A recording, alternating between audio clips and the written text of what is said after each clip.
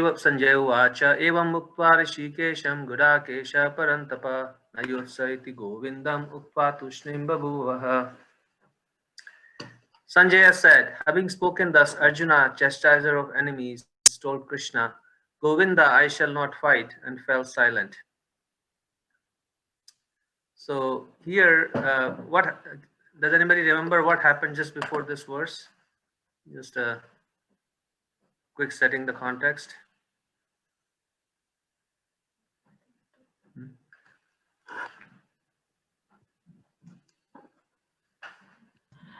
Krishna has brought Arjuna's chariot to like right in front of all of his loved ones and everything, and Arjuna doesn't want to kill all of his loved ones, and so he's really debating his reason for fighting. He doesn't want to, and he doesn't want any of the riches that he will acquire from fighting either. Yeah, so that happened. That's very good. That's happened in the first chapter. In the second chapter, just before this verse, what has happened?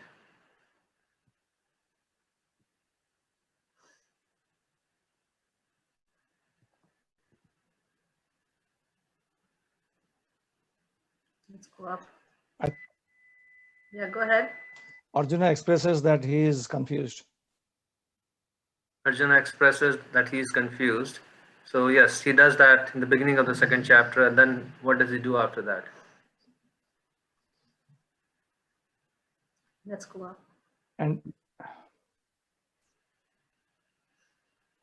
Go ahead, Prabhu. basically he says that the grief is, conquering my senses. I'm not able to use my senses properly. That is all true, but he does something significant. There's a big turning point actually in this Bhagavad Gita. He's arguing with Krishna. That he's been doing. Debating. Right? And Arjun, he surrendered. He surrendered to him. Yes. He accepts him as a spiritual master, right? Yes. Finds himself as a disciple. He says, now I'm your disciple, and has so surrendered unto you. So now Arjuna is expressing that surrender. But here we'll see that after doing that, surrender is not complete, because he says, Govinda, I shall not fight. So it's more like a conclusion he presents, because if somebody has surrendered to Krishna, then he will do what Krishna says. But here Arjuna has already decided he doesn't fight. So he surrenders with the intention that Krishna will approve his desire not to fight. So he's still confused. It's kind of, this is our state actually. We kind of say to Krishna that, Krishna, I'm surrendering to you, but I still want to do what I want to do. And it's something that, like you're describing, right? It's something so common in the life of a practicing devotee, that we want to surrender, but then we put so many conditions around that surrender. And the process of actually going from that conditional surrender to unconditional surrender. And that's a journey. That's definitely a journey. And we'll see that Arjuna takes that journey as well. There's also another interesting point, that until actually Arjuna surrenders to Krishna, Krishna's tone is very sort of neutral. It's after that Arjuna actually officially says that, okay, I am, a soul surrendered unto you. Now, please instruct me. This is when Krishna takes on this whole, role of being a guru. And then and see what he does. He first. Yeah. So that this is Krishna's humility, that he doesn't like pose as a guru for everybody, although he's the Jagat Guru or the universal guru of everybody in this creation, but he stays neutral until somebody approaches him. Tamuvacha Rishikesha Prahassanniva Bharata Senayorubhayor Madhye Visittantam Idam Vachaha. O descendant of Bharata, at that time Krishna, smiling in the midst of both the armies, spoke the following words to the grief-stricken Arjuna. So the talk was going on between intimate friends, namely the Rishikesha and the Gudakesha. As friends, both of them were on the same level, but one of them voluntarily became a student of the other. Krishna was smiling because a friend had chosen to become a disciple. As Lord of all, he is always in the superior position as the master of everyone, and yet the Lord agrees to be a friend, a son, or a lover for a devotee who wants him in such a role. But when he was accepted as the master, he at once assumed the role and talked with the disciple like the master, gravity as it is required. It appears that the talk between the master and the disciple was openly exchanged in the presence of both armies, so that all were benefited. So the talks of Bhagavad Gita are not for any particular person, society, or community, but they are for all, and friends or enemies are equally entitled to hear them. So this is an indication of the non-sectarian nature of this knowledge, which is for everyone, anyone from any walk of life, because we are all struggling with the same situation of being grief-stricken. This material world, it is described that the amount of tears that we shed in this material, in our entire journey in this material world, is actually enough to fill up an entire ocean. So the nature of this world is actually that it is, and Krishna certifies it, he calls it Dukhalayam Ashashvatam. Dukhalayam means a place of dukkha, a place of Dukhalayam Ashashvatam, which means that it is not permanent. And it's interesting that when we're talking about this word master, just today I was reading that how the Sanskrit word for an orphan is anath. And a place where, an orphanage would be then anathalaya, right? Anathalaya. So anath literally means one without a master.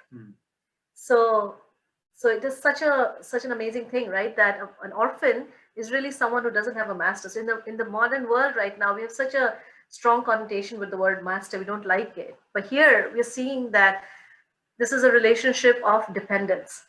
Master really means natha. Natha means a protector, someone who's our shelter. Maintainer, shelter. So that's and all that with the love, not with the feeling of exploitation. So why is Krishna smiling here again? Because Krishna is smiling here because now Arjuna was acting as a friend and he has taken on the role of a disciple. And he's also smiling because he sees Arjuna arguing and giving all the reasons why he doesn't want to fight. And still Arjuna is confused, and also he accepts him as a guru, but then he again still wants to do whatever he wants to do. So Krishna is kind of smiling because of that, all these different things that are going on. Also, Krishna is also smiling, right? Because he's also seated in the heart as the super soul. So when a living entity finally turns to him and says that I want to be your disciple and please guide me, please instruct me, then it's a moment of great happiness for Krishna. Yeah, and he's also smiling because now Krishna sees, and this was Krishna's plan to bring Arjuna to this point of surrender so he can speak the Bhagavad Gita. So Krishna is smiling because this message now will be heard by everybody for millenniums to come. So this is something Krishna is very pleased about, this opportunity to speak the Bhagavad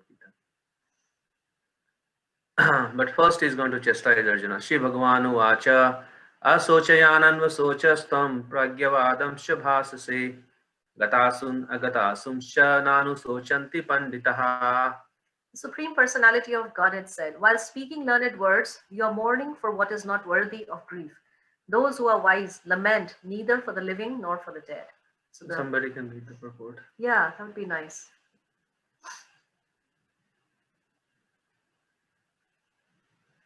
Can I read it? Yeah, go ahead. The Lord at once took the position of the teacher and chastised the student, calling him indirectly a fool. The Lord said, "You are talking like a learned man, but you do not know that one who is learned, one who knows what is body and what is soul, does not lament for any stage of the body, neither in the living nor in the dead condition." As explained in later chapters, it will be clear that knowledge means to know matter and spirit and the controller of both. Arjuna argued that religious principles should be given more importance than politics or sociology, but he did not know that knowledge of matter, soul, and the supreme is even more important than religious formularies. And because he was lacking in that knowledge, he should not have posed himself as a very learned man. And he did not happen to be a very learned man. He was consequently lamenting for something which was unworthy of lamentation. The body is born and is destined to be vanquished today or tomorrow. Therefore, the body is not as important as the soul. One who knows this is actually learned. And for him, there is no cause of lamentation, regardless of the condition of the material body. So guys, what do you think? Why is Krishna chastising Arjuna? Arjuna is just surrendered. So why is Krishna chastising him? He's chastising. Yeah, go ahead. He's basically saying, like, you dummy, you don't really know, but like kindly, you don't really know what's important and what isn't. I think Krishna was trying to chastise him because Arjuna was trying to act like a learned man. He was trying to behave as if he knows everything. So he wanted to put him in the right place first before he starts giving the lessons. Yeah, and this is a very important point. Like Krishna uses the words pragyavadams, learned talks, pandita, lament, right? So Arjuna was both lamenting, at the same time he was trying to talk like a pandit in front of Krishna.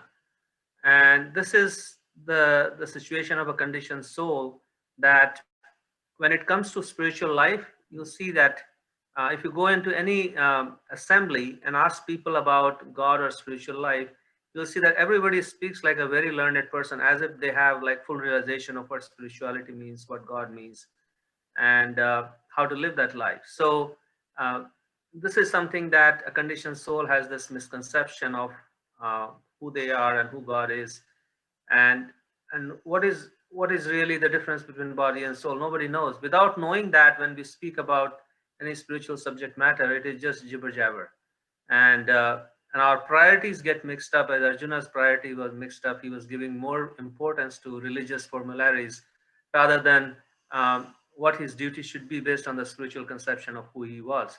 And especially when Krishna was personally present, Arjuna should not have been speaking these kind of foolish words. So therefore, Krishna is chastising Arjuna not in private, which is very significant. He's chastising Arjuna in front of the whole universe, actually, because everybody is watching this battle. So Arjuna has been like really put into his place by Krishna. But I guess more important than that, I would take this as Krishna chastising me personally. And whenever the mind says this and that and this and that, and we have this duplicity in our heart about our spiritual life, then these words of Krishna, we can accept them as an awakening call. Also, I think Krishna is also defining what it means to be learned. Because in the material world, being learned means having so many PhDs, and Bhaktisiddhanta would say that it's like the weight that an ass carries, right? It's just so much burden.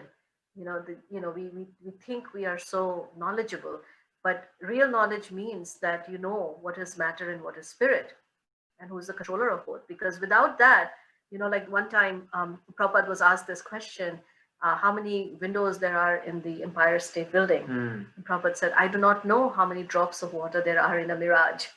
So, yes, we can study matter, the length and breadth of it. And we may know, like I remember when we were growing up in India, we used to have a lot of these general knowledge test competitions, right? And, you would get, like, you would win the competition if you knew, for example, what is the capital of, I don't know, like someplace, Timbuktu. Yeah, whatever. What's the currency here, or what's the name of this and what? And yeah, it's good, but it's just knowledge of this material world. And while it has its value, but it's only limited, or its only value is really, over here. It's kind of like monopoly money, right? The only value, people fight over monopoly, when they lose and stuff. But it only has value while you're on that board. Once you're off that board, that money is worthless. So same way, this knowledge, while we are living in this world, it has some value, but off this, it doesn't really, it does not, help us, in our next life and on our onward journey. Second, you have to start all over again. So being learned truly means to know, who I really am. Yeah, and also there's so much pride in the modern civilization. Prabhupada talks about it in so many different places. So much pride about how much advancement we have made in the name of technology and science and all that. And people are constantly thinking that, yeah, I've reached this stage, and very soon I will reach a stage where maybe I will become immortal. And but this material nature is very different. It doesn't allow anybody to reach that. And then plus there is so much suffering and frustration that comes along with it. So in the midst of all that, if somebody thinks that I've really conquered nature, and in the name of whatever advancement we have made, then that person is basically talking like a pandit, but he's a fool number one. And also the other thing I notice in this, that as Krishna is saying, you do not know what is worthy of grief. At the same time, we also do not know what is worthy of happiness or joy, because we take false things as worthy of our joy, and then we, at the same token, we also take false things which are worthy of our grief, and we just keep tossing between joy and grief, because not really knowing what is the real substance. So we can maybe pause here, or see if you guys have any. Yeah, because now we are entering into the real. Yeah, Krishna is going to speak about the basics, the fundamentals of this Bhagavad Gita. So we'll pause here and see if you have any reflections or any questions, comments, anything that stood out for you as we were reading this section.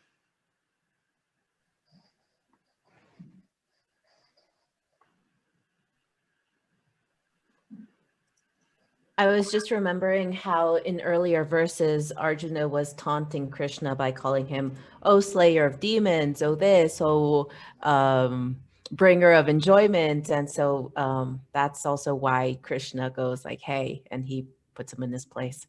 Nice. Yes, very nice. It's true. There's definitely, and that's another good point, that the word guru literally means heavy. And and it means that he cuts away the illusion of a disciple. So a guru is not always a person who continuously just stroke our ego and say, which he does also, and say, yes, you're doing really good, to encourage us. But at the same time, he may also correct us. And if we can take that correction from the guru, then we can actually make very rapid progress. If our false ego doesn't get in the way and say, hey, how could he correct me on this? So that is another way to look at this, is that Krishna is also setting the tone of what it means to be a disciple. A disciple means, essentially, a disciple means that I'm presenting myself to be corrected, to be disciplined, and to take on that burden of, not the burden, but the heavy load of the knowledge that the guru is going to put on me. Yeah. Anybody else? Here, I think he's also lamenting for the body, like he's worried for how many people that are going to be killed in the process of the war. So the lamentation is based on body, which is not real. If he was learned, then he would have known the difference between what is impermanent and what is permanent. The permanent is your atma.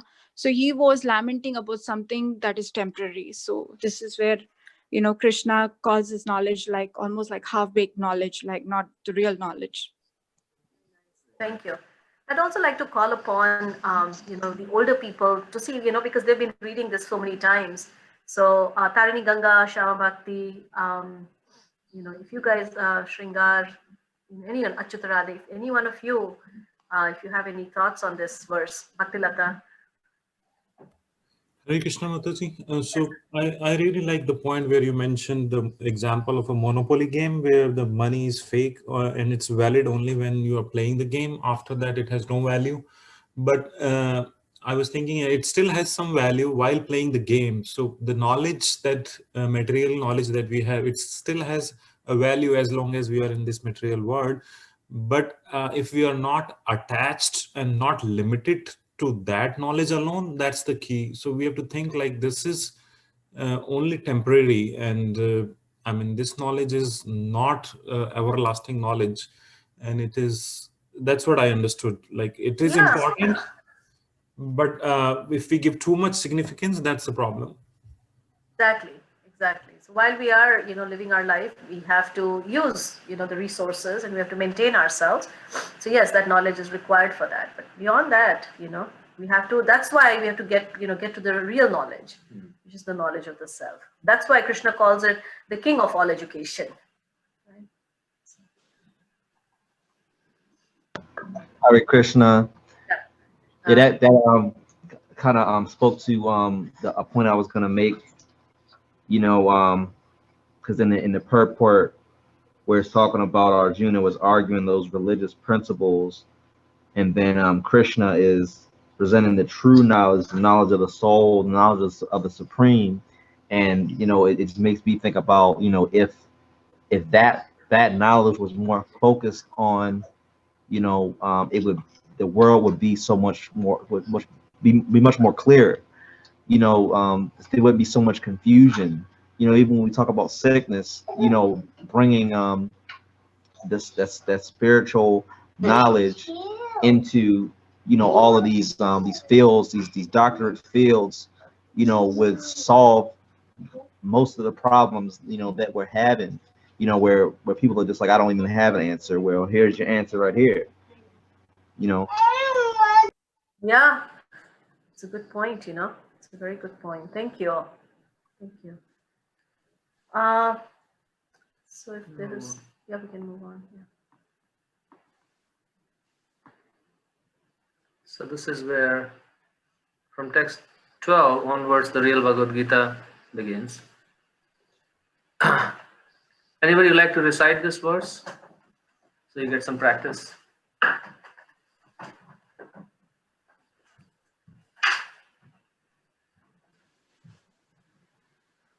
Na tu evaham chatu nasam na tvam neme janadipa na chaiva na bhavishyamaha sarve vayam atha param. Thank you, Prativa. Very nice. Yeah, anybody else wants to recite?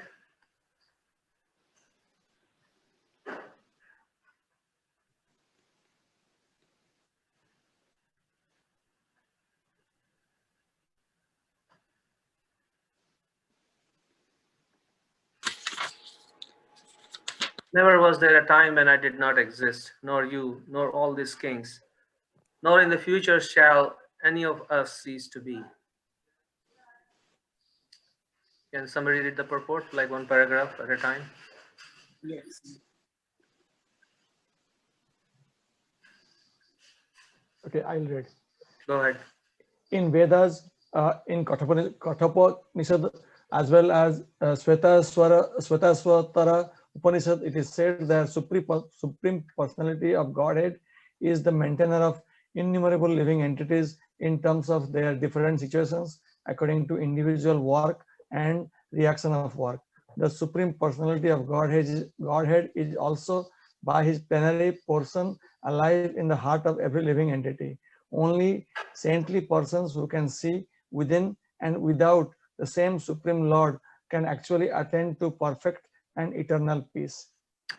Nityo nityanam chetanas chetananam eko bahunam yo vidadhati kaman tamatmastam ye anupashyanti dhiras tesham shanti shashwati netaresham.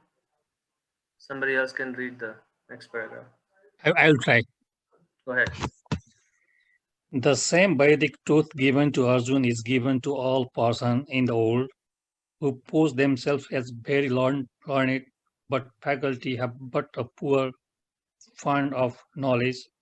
The Lord says clearly that he himself, Arjun, and all the kings who are assembled on the battlefield are internally individual beings, and the Lord is internally the maintainer of the individual's living entities, both in their condition and in their liberated situation. The Supreme Personality of Godhead is the Supreme Individual Person, and Arjun, the Lord's internal associate, and all the kings assembled. There are individual internal persons. It is not that they did not exist as individual in the past, and it is not that they will not remain internal persons.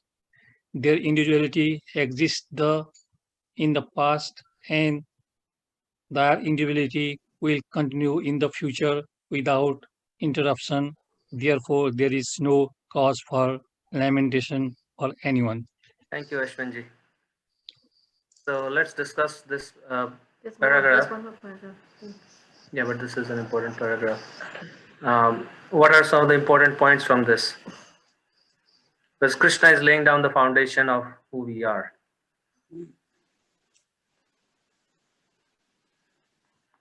Let's say Anshul Anchita, somebody who has not spoken yet. Tarunji. Hare Krishna Prabhuji. Hare Krishna. Yes. Here, we are getting this meaning only that we have existed before, we are existing now, and we will continue to exist. So there is no reason why to lament if we leave our body or if others' bodies are left. I mean, very good point that we are eternal, right? we are eternal, and will continue to be eternal. Continue to be eternal. Very nice. And what else? There's one more important point that comes out from here, or actually a few more points. The Lord is eternally and maintainer of the individual living entities.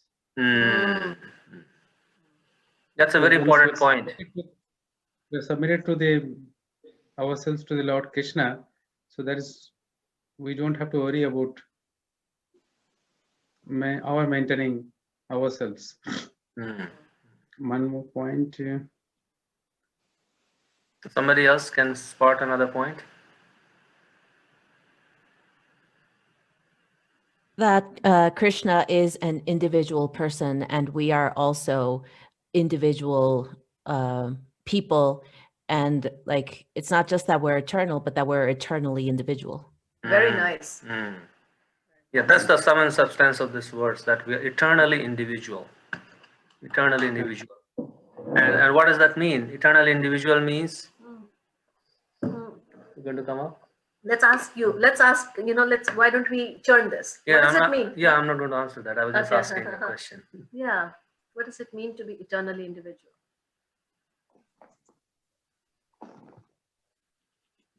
Means the soul, which is eternal, is basically there is no changes of that soul, in the sense that it can't combine with anything, it can't be split into parts. It will be the same soul in whichever life, whichever form, whichever place it goes to. Very nice. What does individual mean? I mean, just a common sense. Means separate. It's an argument like counter to the monism that says, or like different tendencies that say, when we advance spiritually, we all dissolve into like Atman or something like that. It's we retain our own perspectives and kind of like, consciousness, or I don't know. Yeah.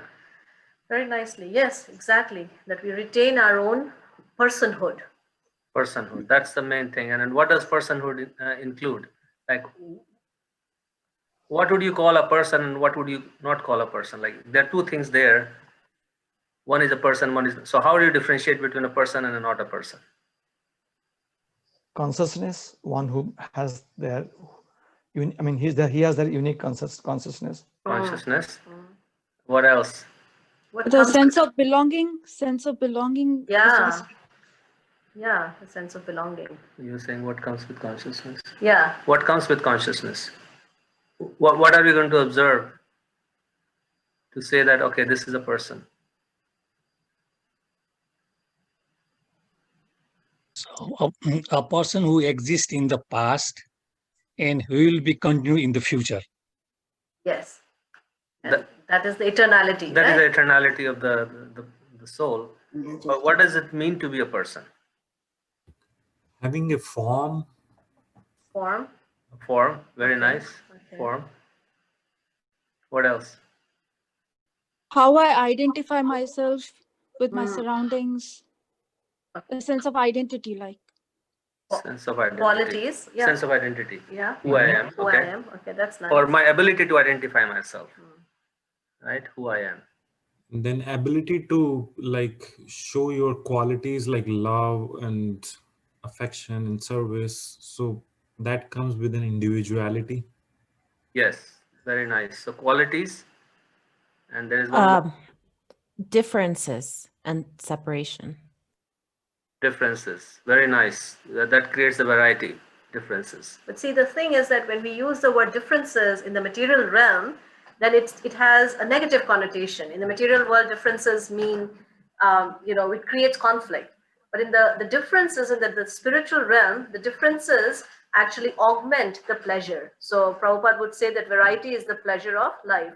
So that variety, because each individual person brings with him his own unique qualities, his own distinct qualities. And though that distinct quality becomes part of this great bouquet, which then Krishna is able to exchange rasa with, is able to exchange love with. And that is actually the meaning of bhakti, that each person is individual and has an individual unique relationship with Krishna. So, it's the principle of unity in diversity, that there is a lot of diversity, but there is no differentiation as we experience in the material world, which is based on our body, on our skin color, on our gender, on our religion, so many things, nationality. We differentiate, and as a result, we feel this divide, and we have envy within the heart and competition. But in the spiritual realm, that distinct quality or the distinctness or the personhood or the individuality actually becomes part of a collective, sort of a collective bouquet, which Krishna relishes. So just wanted to point that out, but that, yes, exactly. Personhood means qualities. It means, that we are sentient.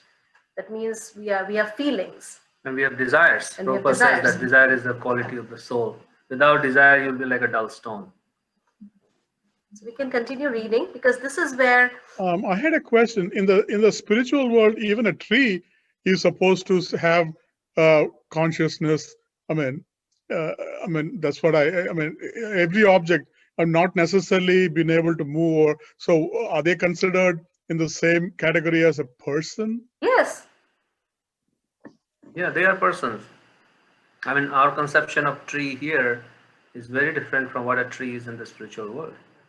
A tree in the spiritual world is like a fully conscious spirit soul, who's choosing to have that form so he can give pleasure to Krishna. But here in the material world, the tree is like living a very mode of ignorance, very miserable life. It has hardly any consciousness. The soul's consciousness is completely covered. But in the spiritual world, the tree is a person. Everything is a person in the spiritual world. Person also means that they're fully conscious. Yeah. So they're fully conscious of their. But in spiritual world, Prabhuji, Mataji, we're supposed to be egoless, desireless, not have any sense of identity. You should be like nobody. Then you are progressing in spirituality, right? So how does holding on to this personhood, going to get me anywhere? Like. Very good, excellent question, because and it's really good question, and I think it needs to be addressed. So what happens is we have a tendency to look at something, and then when we are looking at the opposite thing, we think that it is the opposite of that. So we think that in the material world, I'm suffering because of my ego. So being spiritual means no ego. In the material world, my desires are giving me so much trouble. So spiritual life means no desire. Material life, my form gives me so much difficulty and trouble. I'm continuously struggling with my body. So spiritual life, no form. Material world, I see relationships are giving me so much trouble. So I think in spiritual life, no relationship. So that is actually a reaction to the fact that we have encountered so many problems because of this personhood. And so we think that spiritual life means no personhood. And that is sort of how we project into what spiritual life would be like based on our experience in this material world. But there is a possible, so when it's described that there is no ego, what it means is that there is no false ego, but there is a real ego. Just like, if I'm in the prison, right? So I'm a prisoner. Now, once I'm out of the prison, it's not that I stop existing. I still have an identity.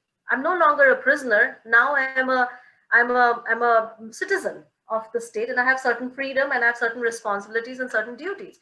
So same thing, our process is not about annihilation. This is not a process of annihilating ourselves. It's a process of reestablishing ourselves in our original position. So yes, in the spiritual world also there is identity. Yeah, because this, as we just discussed, individual and a person means there has to be a sense of identity. And for identity to happen, there has to be an ego, right? Who I am, that is ego. And that true ego is that I am a spiritual soul. I'm an eternal part and parcel of Krishna and his eternal servant. That is true ego. And that is the true nature of the soul. So that can never be taken away from the soul. Just like heat and light cannot be taken away from the fire. So similarly, that sense of identity can never be taken from the soul.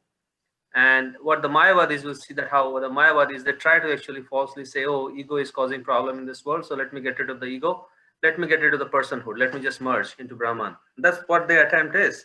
But even after doing that, they cannot get rid of the ego, because how can you take away light and heat from the fire? So you can never take away this sense of individuality from the soul. And the purpose of spiritual life is to bring it out in its true form as a servant of Krishna. And then we are happy in the spiritual world. Everybody is in that mood of serving Krishna and serving the other devotees. And everybody thinks that everybody else is serving Krishna better. So let me serve them. So there is no competition, there is no envy. This false ego creates this envy, which we want to get rid of by not getting rid of ourselves and our identity, but getting rid of this desire to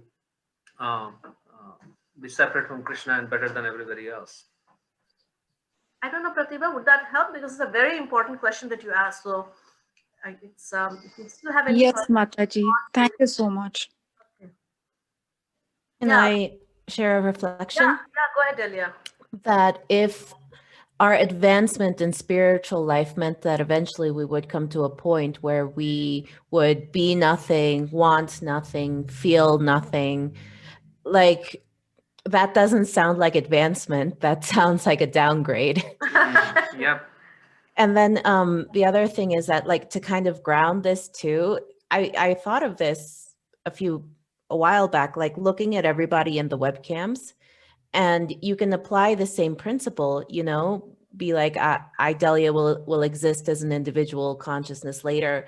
And then all of you, you know, there will always be a Loka consciousness or a Vidarbha consciousness, you know, a Tapas consciousness, not with these names and these forms, but that all of us like will exist as individual sparks into eternity. And I just really like making it more concrete with like what I can see with all of you, not so theoretic. Nice, very nice. Yes, spiritual life means, Prabhupada says that spirit soul has unlimited desires to serve Krishna, and Krishna has unlimited desires to serve the spiritual souls, right, the devotees. So when we become spiritual, we will become filled with more and more spiritual desires, and they will keep on increasing. Our activities will keep on increasing. So nothing is going to reduce. Everything is going to increase. It's kind of like, you know, we want to throw the baby out with the bathwater. Another example Prabhupada gives is like the eye is giving us a lot of trouble. You know, instead of curing the eye, let me just pluck my eyes, or let me just, you know, annihilate my eyes. So that's not the purpose of the process of bhakti, is to reinstate ourselves back in our original identity, not to annihilate our identity. Because we actually can never be annihilated. Our identity cannot be merged. We'll always, it is our nature that we can never actually merge into this one, whatever homogeneous consciousness and just disappear. Yes, an impossibility. It's impossibility. Because Krishna is an individual, eternal individual, and we are part of him, so we'll also stay as an eternal individual. There's nothing you can do about it. All right, so let's read, because now, Pratibha, exactly the question that you asked is actually, you know, and this is something, because we haven't studied Prabhupada's purports, you know, now you'll come across this term this is your introduction to this term perhaps, and after this, be prepared. Throughout Bhagavad Gita, Srimad Bhagavatam, you keep reading, you know, about the Mayavadis, and you will wonder in your life, who are these Mayavadis that Prabhupada is talking about? It happened to us, I remember when we first started reading it, and we're thinking, who are these Mayavadis? Prabhupada keeps talking about them. And I remember we went to somebody's house one time, right after that. And we had this whole discussion, and then we were like, oh my God, this is what Prabhupada was talking about. You know, so there are people who think like that. So the Mayavadi theory. So the Mayavadis are the people who believe in monism? Is that what you're saying? They're not even monists. They're even... We'll read what Mayavadi... Yeah. Prabhupada will explain that, and maybe not everything here, but in bits and pieces we'll explain. The Mayavadi theory that after liberation, the individual soul, separated by the covering of Maya or illusion, will merge into the impersonal Brahman and lose its individual existence, is not supported herein by Lord Krishna, the supreme authority. Nor is the theory that we only think of individuality in the conditioned state supported herein. Krishna clearly says herein that in the future also the individuality of the Lord and others, as it is confirmed in the Upanishads, will continue eternally. This statement of Krishna is authoritative because Krishna cannot be subject to illusion. If individuality were not a fact, then Krishna would not have stressed it so much, even for the future. The Mayavadi may argue that the individuality spoken of by Krishna is not spiritual, but material. So this is probably what they, so we are kind of this purport, this section of this purport is sort of a response. This happened to us when we were reading Vedanta Sutra also. It's sort of assumed that this debate is an ongoing debate. And now Prabhupada is responding, from the Bhakti perspective. That they say that, when Krishna is talking about individuality, he's only talking about material individuality. The soul has no individuality, only the body has individuality. So even accepting the argument that the individuality is material, then how can one distinguish Krishna's individuality? Krishna affirms his individuality in the past and confirms his individuality in the future also. He has confirmed his individuality in many ways, and impersonal Brahman has been declared to be subordinate to him.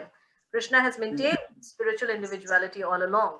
If he is accepted as an ordinary conditioned soul in individual consciousness, then his Bhagavad Gita has no value as authoritative scripture. A common man with all the 4 defects of human frailty is unable to teach that which is worth hearing. The Gita is above such literature. No mundane book compares with the Bhagavad Gita. When one accepts Krishna as an ordinary man, the Gita loses all importance.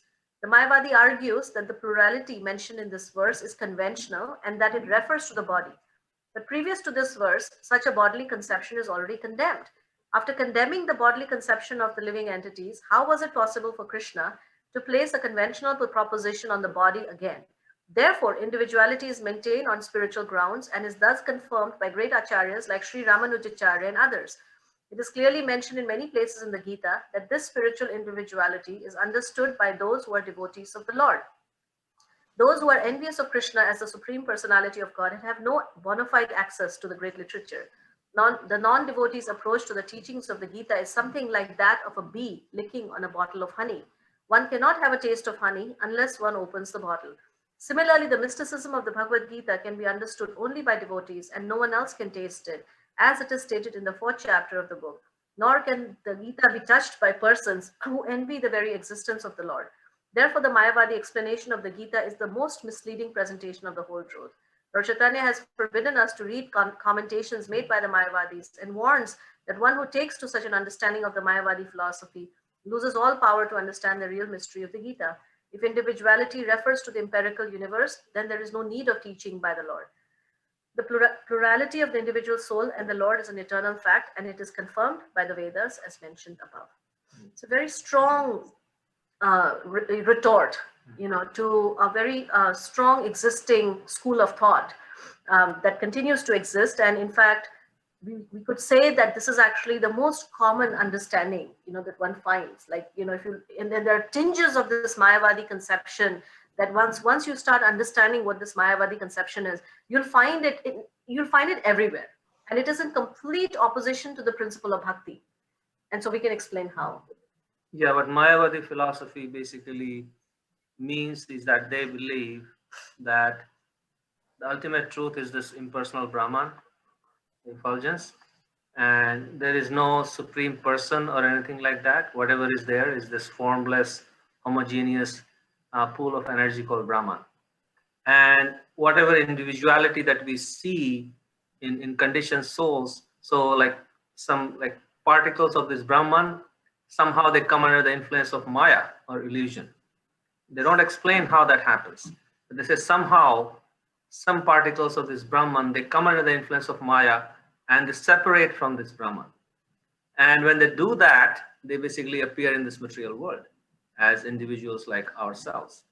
But they say that the ultimate goal of life is to shed off this covering of Maya through meditation or study of the Upanishads or whatever process you take, and ultimately go back and merge into this Brahman and attain Brahmanhood or become Brahman yourself. So you are under that's why this Mayavad philosophy is called Mayavad, because the premise is that the Brahman comes, and a part of the Brahman comes under the influence of Maya and takes on this conditioned form, and then the goal is to become free from, and not only for the conditioned souls, they also say that all the incarnations of God, like Rama or Narsimha or Vamana, all these incarnations, they all also ultimately, their ultimate source is Brahman, and they also pop out from this Brahman and come under the influence of Maya, and they appear in this material universe to set the example for us. But they ultimately, they are also just part of this Brahman, and they go back and merge into the Brahman. So there is no concept of individuality in the spiritual realm. Whatever individuality that you see is only in this conditioned state.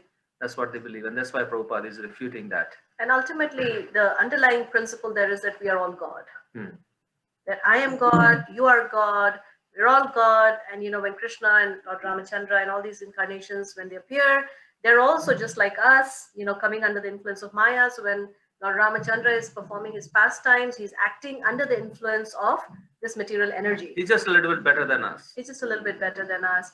And that if we perform enough austerities, enough meditation, then we also reclaim that absolute supreme nature of ours. And the way you will actually see that is in all these different aphorisms like Shivo Aham, Aham Brahmasmi, or Tattvam Asi. So these are different aphorisms, Vedantic aphorisms, and they, of course, they have a certain understanding that yes, we are Brahman. There is no question. We are Brahman. What does Brahman means? That we are spirit, but we are not Para Brahman. We are not Supreme Brahman. We are small Brahman, and the Supreme Personality of Godhead is the Supreme Brahman. So there is a differentiation between the Supreme and the small, the infinite and the infinitesimal. There is a difference between that. The same people who say that if we're all gods, they don't have an explanation of why they're suffering in this miserable world then. Exactly. And they're also not able to explain that how can that Supreme come under the sway of Maya? And that's why they're called Mayavadis, because in that argument, what comes across is that so Maya is more powerful than the Supreme. If it can cover the Supreme, that means that Maya is more powerful. So that's why they're called Mayavadis. There's a lot of philosophy here. This is all, so we'll pause here. And if there is any further understanding that you want, then we can. So they say that even God is also not God, because if you meditate on that name of Krishna or Rama or Shiva, you can also become that. So they remove all differentiation between Godhood and ourselves. And I was also going to say that, one of the manifestations that you'll see, which is so common in India and outside of India, is that, they'll say, oh, my guru is God. My guru is an incarnation of God. Or the guru will himself, show himself as Durga, as Shiva, as Rama, as Krishna. He'll dress up as Krishna and Rama. Or if he doesn't do it, then his disciples will start saying that my Guru Maharaj is God himself. This is all Mayavad. This is all Mayavad stuff, where we elevate an ordinary tiny living entity to the position of God. And like in Lord Chaitanya's times, there were these Mayavadi sannyasis, and when they would see each other, they would bow down to each other saying, Namo Narayana, that you are Narayan, I'm bowing down to you. And the other person will also say the same thing to this person, Namo Narayana. You are Narayan, I'm Narayan. So everybody is Narayan in their conception. And there's no difference between a dog or a Narayan. It's like everybody is Narayan. And there's a term actually in India which is called Daridra Narayan, right? Prabhupada talks very strongly about that. He said, so in English, Daridra means poor. So the idea was that, there are these poor people who are, in India, and so they are Narayan, right? So we need to feed them, we need to take care of them. So Prabhupada says, how can Narayan be Daridra? How can Narayan be poor? So these are all subtle ways in which you can see this philosophy sort of like, like it's so innocuous. You'll see them like in different places, but you just have to. And this philosophy looks very attractive because the way it is presented with so much logic and so much finesse and so much pampering of the ego that, you are like so special. You are like every soul, the kind of throw this blanket of everybody is equal. Everybody is magnificent. Everybody is Narayan. Everybody is God. Like, see, you are God. He is God. Why should we differentiate between each other? Let's just respect each other as gods, and then we can become gods. So, actually, it's very funny, because that is the precise thing that makes us come into this material world, right? This desire to become God and to play God really is what brings us here. So the philosophy sort of really like amps it up. And says, really pops you up. Yeah, you're right. You came here, and you forgot that you're God, but you're actually God, So it's anyways, we've spoken enough. I think we'll like to hear from you. And one last thing, and because this philosophy is presented with so much logic and flowery language. The Chaitanya Mahaprabhu says that Mayavadi bhashya sunile hoy sarvanath. Anybody who listens to this Mayavadi, even after practicing bhakti for many, many years, if somebody actually becomes drawn to this Mayavad philosophy, one can actually lose the taste for bhakti and then become attracted to the philosophy. And I guess I would like to add another point to that, you know, in the course of all these years, you know, like we've been talking about the Mayavadis, and one of the things that, you know, I've come to really appreciate is that, you know, Prabhupada's really talking about me. He's really talking about us, because we all carry within us this sort of this tendency, you know, this sort of patient towards this Mayavadi feeling or Mayavadi understanding. And then one sees that one has to actually overcome that within one's heart.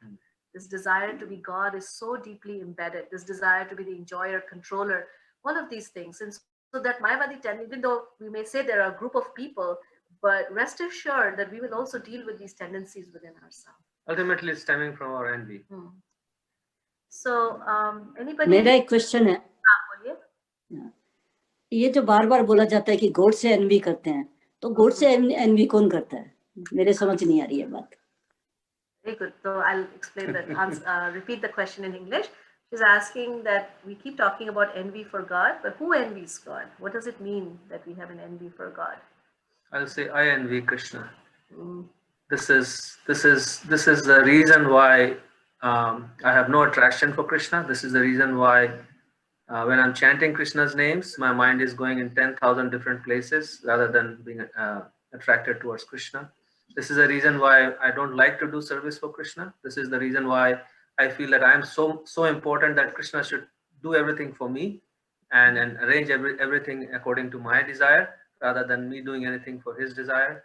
So this envy is so much there in the heart. It's mind blowing. Actually, envy also has to be redefined. I'll speak first in Hindi, then I'll speak in English. So envy जो है, हिंदी में जो word उसको use किया जाता है, द्वेष word use किया जाता है. So द्वेष का मतलब दो, कि जब हम दो ईश, right? तो जब हम अपने आप को भगवान से अलग समझ के और भगवान को हम अलग समझते हैं, right? हमें लगता है कि वो कोई और है, ये मैं हूँ, ये मेरे बच्चे हैं, ये मेरा परिवार है, भगवान कोई और है. तो वो जो एक हम जो भगवान के साथ जो उनको अलग दूसरे नजर से जो देखते हैं या उनको दूसरा समझते हैं, उसको द्वेष बोलते हैं. तो वो हमारा एक इसमें भौतिक संसार में आने का ये बहुत बड़ा कारण है और भौतिक संसार में रहने का भी एक बहुत बड़ा कारण है, क्योंकि हम अभी भी भगवान को अपना नहीं समझते. जो ममता है हमारे, वो ममता हम अलग अलग चीजों में उसको स्थित करते हैं, लेकिन भगवान के साथ हम वो ममता नहीं जोड़ पाते हैं.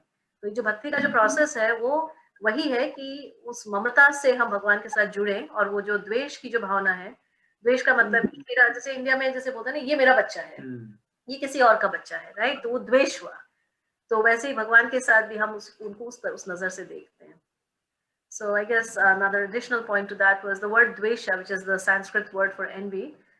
It means that I'm seeing two. I'm seeing, dvesh means two, literally it means seeing two controllers or two Ishwaras, right? So I see Krishna or God as being like the other. Like the other controller. I'm the real controller. He's just the other imposter controller who's trying to make my life difficult. Yeah, and we can attest to it.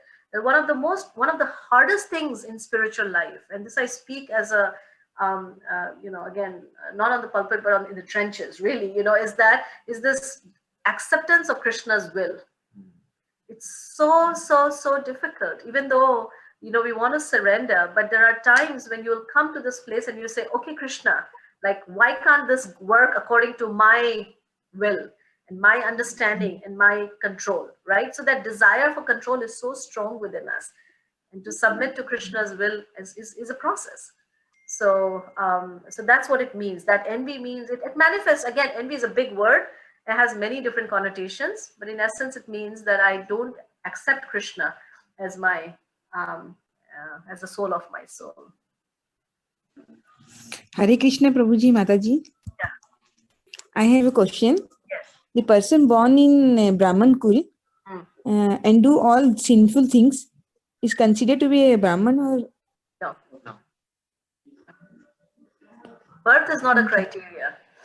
Activities and qualities are the criteria. So just because someone's taken birth in any family does not give that person any special prerogative. That person in Sanskrit is called Dvija Bandhu. Dvija means Brahmana Bandhu means who's like a friend of Brahmana. He's not yet Brahmana unless he proves himself. Just like the child of a doctor is not a doctor, right?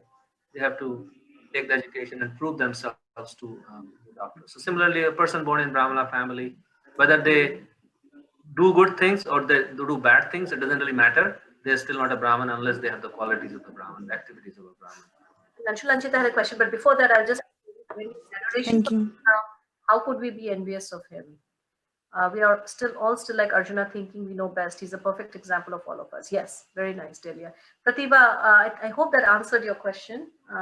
There is adoration, but that adoration right now, because we're not pure devotees, there is still some envy within the heart. Yeah, adoration is I mean, you see, like in a king, he has many ministers or many people in his court. They have adoration for him. They may have adoration, or at least they have to show adoration for that king. But in their heart, they might be thinking, "Oh, when will I get the opportunity to topple this guy and take his place?" Adoration is not sufficient, or is not an indication of absence of envy. Adoration can be hiding so many things underneath. So this is our condition.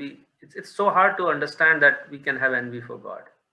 But as long as we have envy for any living entity, as long as we have envy for anything in this creation, that means that is our reflection of our envy for Krishna. And it's a very hard fact to digest, because we all like to think of ourselves as good people. How can I envy God? But if you accept it and really accept it, I'm trying to accept it, then we can actually make some advancement in our spiritual life. Then this is the reality. This is the reality where we are. Whether we like it or dislike it, whether we deny it or accept it, the fact that we have this material body, the fact that we have interest in enjoying this material world, that means we have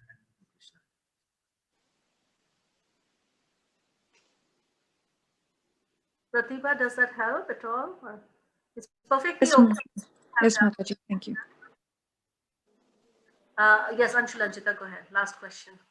So, sorry, it's kind of basic, which I already explained so many times, but I was stuck on that point when you say individual is, soul also is individual.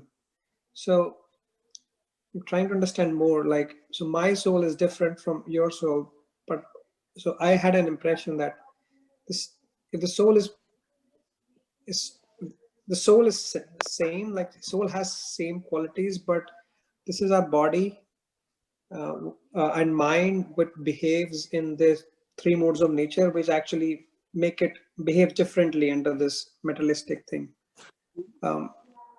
So even, is the soul also have good and bad qualities? The soul also is, how the soul is different, like from one soul to another. So I'm kind of confused in that part. Great question. Yeah, see, when I don't fully understand what soul is, we only understand from what we learned from the Bhagavad Gita, but soul is a spiritual substance. It's a spiritual person, right? So just like each one of us, we have so many different material qualities, right? Just to make it easier to understand. Like somebody is interested, somebody has talent in art or music or logic or this and that. So similarly, there are some qualities about the soul which are common to everybody, like the soul is eternal, everybody's soul is eternal. Then uses the word Satchidananda. Satchidananda, right?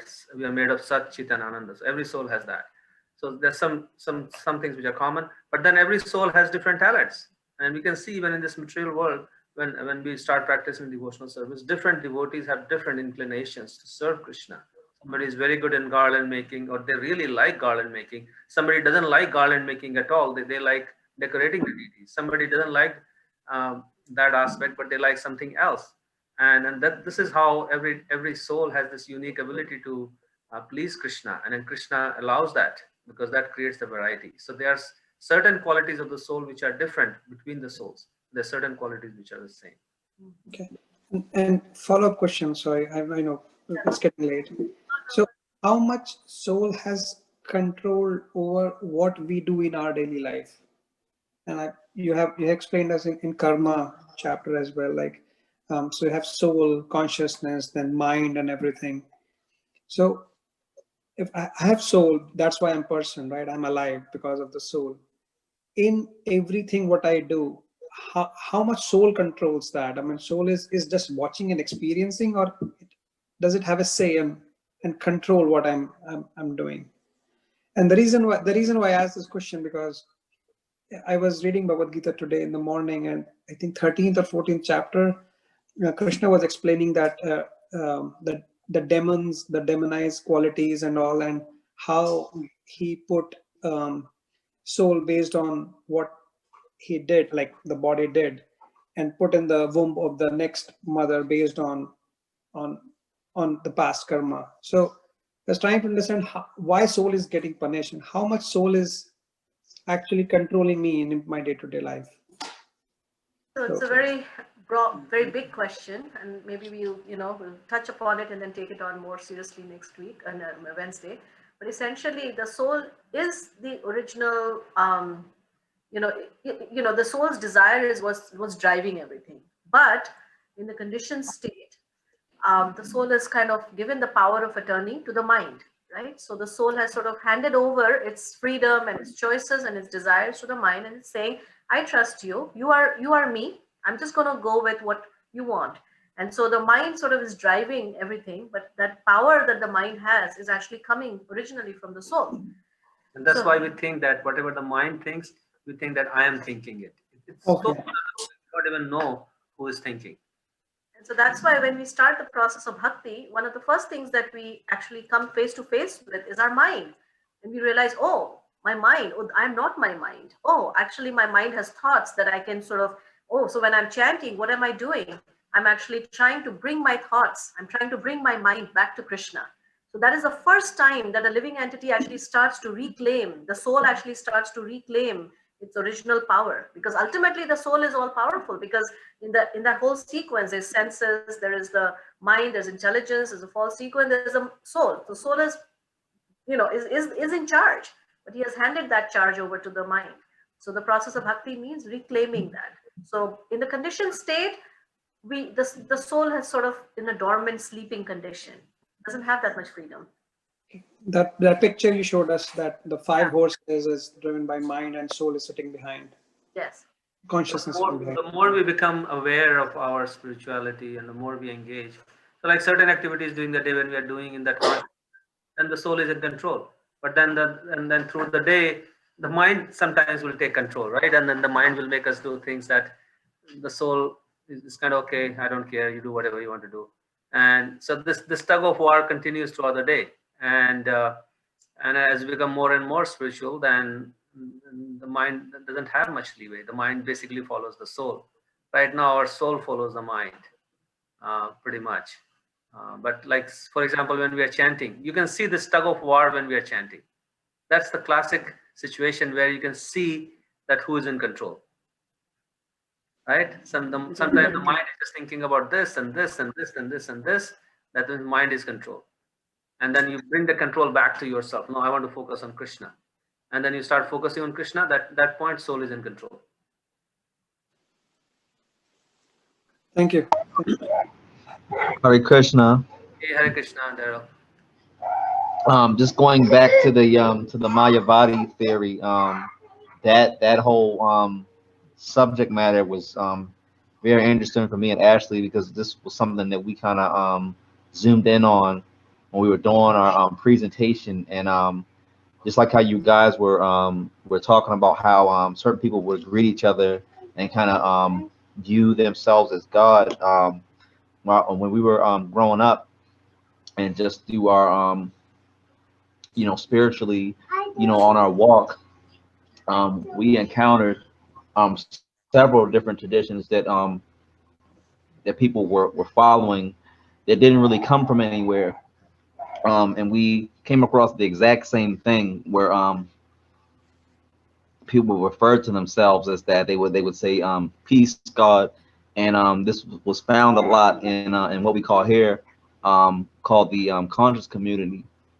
And what we found out is when we delved deeply into it, we found a lot of people were were using this terminology, and they weren't reading from any tradition. They weren't drawing from any tradition.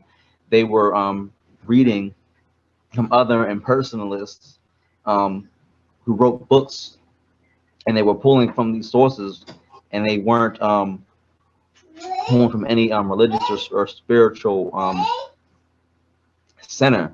So when we looked into it, we noticed that this was really just a way for them to do whatever they wanted to do.